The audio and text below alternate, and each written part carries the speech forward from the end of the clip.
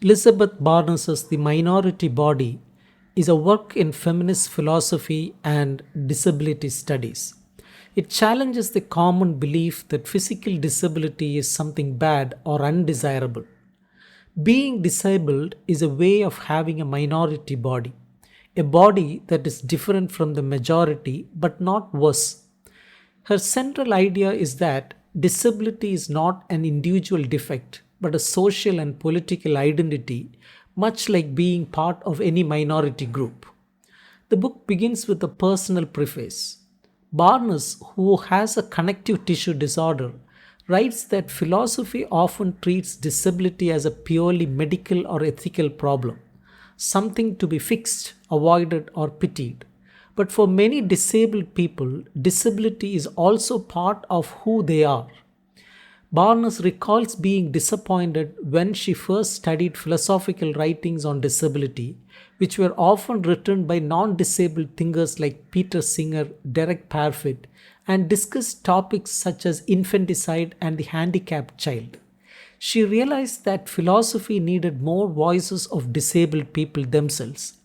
The slogan, "Nothing about us without us," becomes her guiding principle. In the introduction, she explains the gap between two worlds. Disability rights activists see disability as a social issue and a form of minority identity.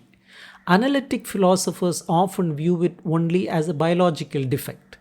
Her goal is to defend the view from the disability rights movement that being disabled does not make a person inherently worse off. She also clarifies that her focus is on physical disabilities rather than cognitive or psychological ones, because those raise different questions about testimony and well being. For her, disability should be studied first as a social and physical category, not only as a medical one. Barnes sets out clear terms. She uses ableism to describe prejudice against disabled people, both in personal attitudes and social structures, such as inaccessible buildings. She prefers to say disabled people rather than people with disabilities, since the word describes the group identity, not a personal flaw. We can keep words like disabled or crip but change their meanings, just as the word queer was reclaimed by the LGBTQ community. The book is divided into 6 chapters. Chapter 1, Constructing Disability, explores what unites all the different conditions we call disabilities, such as blindness, deafness, or paralysis. Barnes shows that these conditions are very diverse and cannot be grouped together simply by biology. She reviews traditional naturalistic accounts, such as the idea that disability is a departure from normal functioning. She rejects these because many people who depart from normal function, like Olympic swimmer Michael Phelps, whose body is unusual, are not disabled.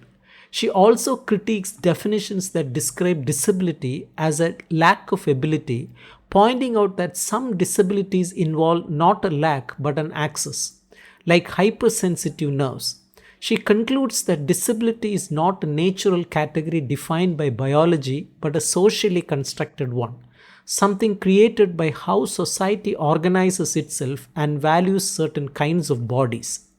Chapter 2, Bad Difference and Mere Difference, introduces two ways of understanding disability.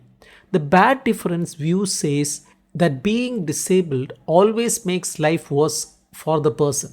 The mere difference view says that disability is simply a different way of being, not necessarily worse or better, like being left handed or being gay. Barnes supports the mere difference view. Many difficulties faced by disabled people come from social barriers and discrimination, not from their bodies themselves.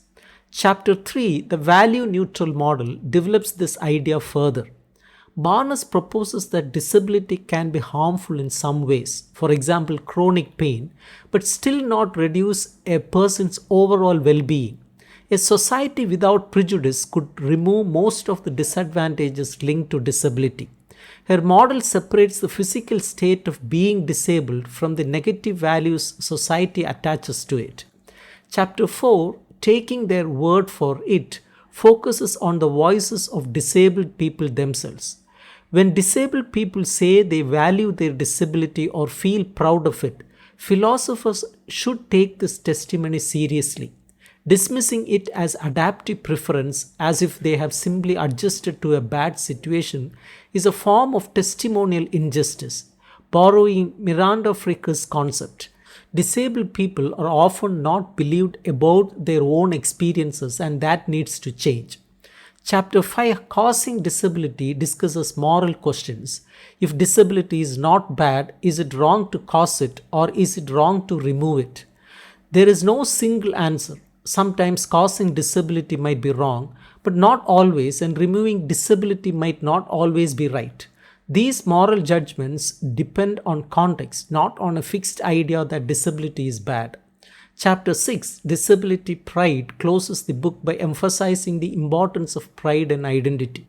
Barnes links this to Fricker's second kind of epistemic injustice, hermeneutical injustice, which happens when society lacks the concepts to understand certain experiences. Disability pride helps create new ways of understanding disabled life and resists cultural stereotypes that define disability as tragedy or dependence. Pride becomes a way to make meaning, build community, and climb inequality.